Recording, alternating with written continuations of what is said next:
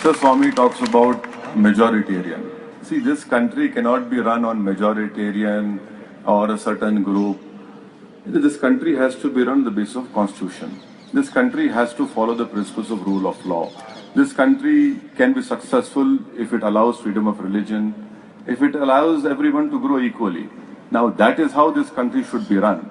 But as far as diversity and so on and so forth, first of all, I'd like to say the Hindu civilization has a tremendous record of looking after minorities who come here for refuge.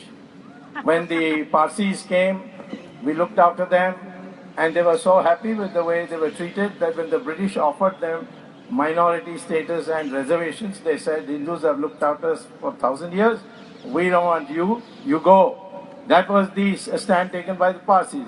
The Jews persecuted everywhere in the world. Only place where they got the local population to build mosques, synagogues, one in Cochin and the other in Bombay, was India. And when Israel was formed, the first resolution that was passed after adopting the constitution was to say, thank you India, the only country where the Jews were not persecuted. The same thing was with Syrian Jews, Assyrian Christians, and even those Arab Muslims who came to Kerala as traders.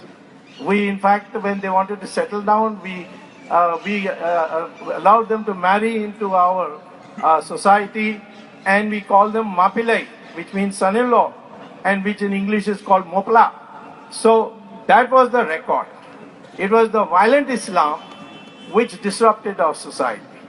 Now, when partition was created by the British House of Parliament, the Common House of Commons, they adopted a bill. Because there was no Pakistan, they had to create a Pakistan. So they created what they said was two nations, one a Muslim-governed Pakistan and a Hindu-governed India. And the Hindus decided, we will not ask the Muslims to leave. Those who want to live here, they are welcome to live. But we must live as a united society. And the society should find commonality with each other. There is much commonality between Hindus and Muslims. According to DNA studies, his DNA and my DNA is the same. That means his ancestors and my ancestors are the same. But he's not willing to accept that.